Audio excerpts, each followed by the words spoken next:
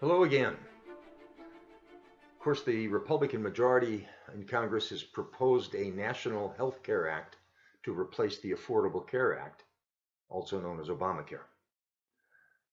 This plan doesn't seem to be popular with anybody. Nobody likes it. The propagandists and the mainstream media are nitpicking every detail that they can, and they're finding nothing positive to report. Democrat leaders are telling us those nasty Republicans want to take health care away from your grandma. And the conservative wing of the Republican Party is calling it Obamacare light. Oh! And then there's the college students in Berkeley. They don't like it because it would assist the pro-Trump people that they have attacked with their emergency room bills. And the professors that teach these indoctrinated millenniums, they don't like it either because it doesn't cover anybody outside North America, for God's sake. But before I go too far down this path, I want to say that this commentary really isn't about the new healthcare proposal, at least directly, but rather about the circus that's going on all around its introduction.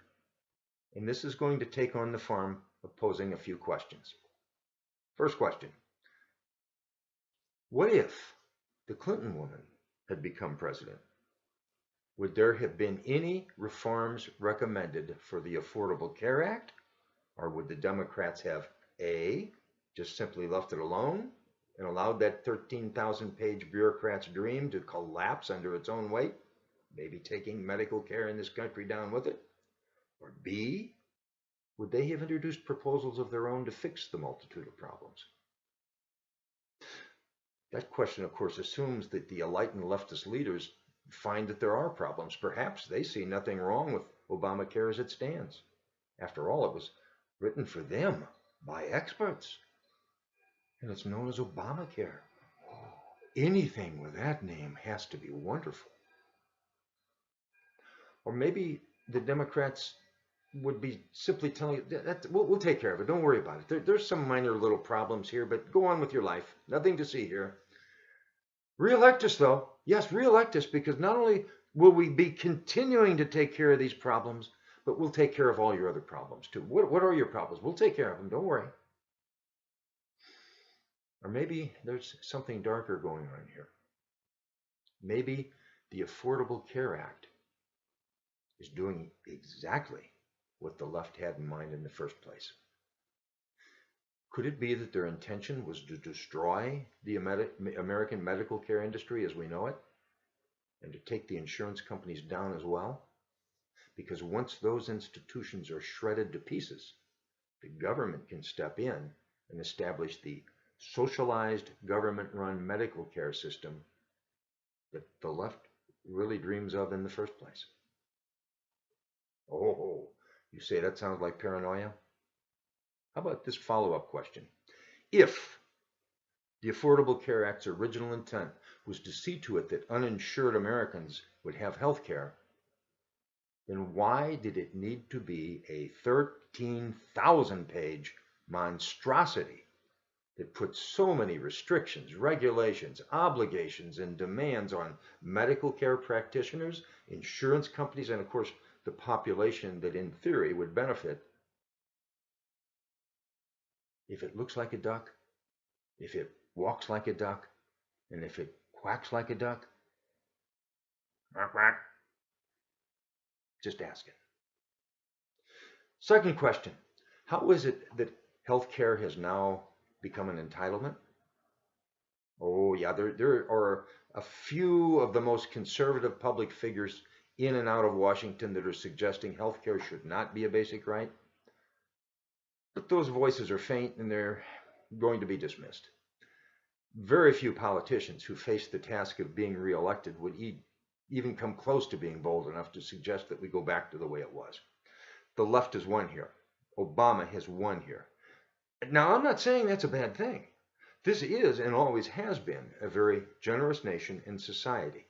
I am certain that there is a way that we can provide health care to every American citizen. There's no reason why we can't. My point here is that we have turned a corner. Government will become more deeply involved in your health care than it has ever been, and it will be for the foreseeable future.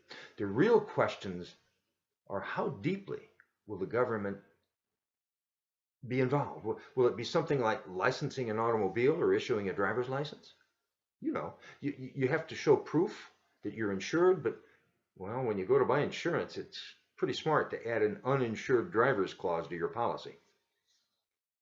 Or will it be maybe like the VA healthcare system?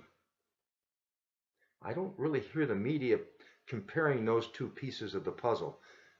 Socialized medicine for the entire population and the government involvement versus how well is the government doing with the socialized medicine at the Veterans Administration?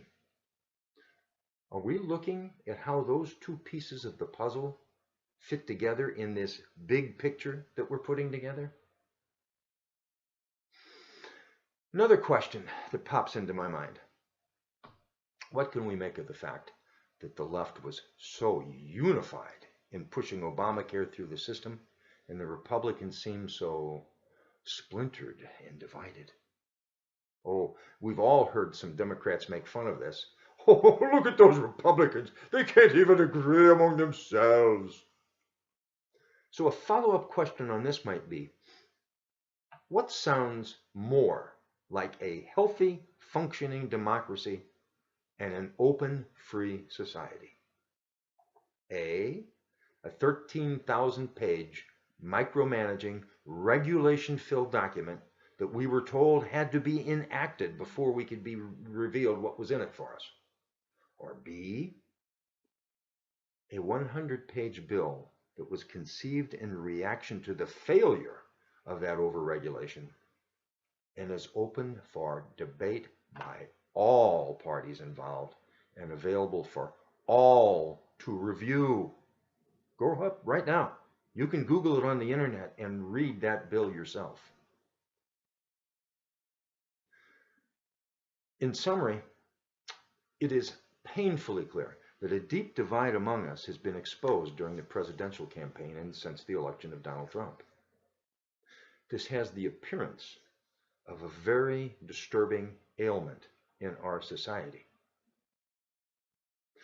But a functioning democracy, by its very nature, is going to have disagreement and dissension, period.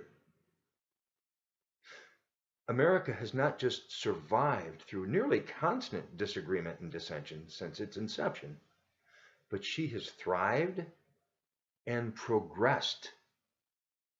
Free speech has always been the foundation for this progress.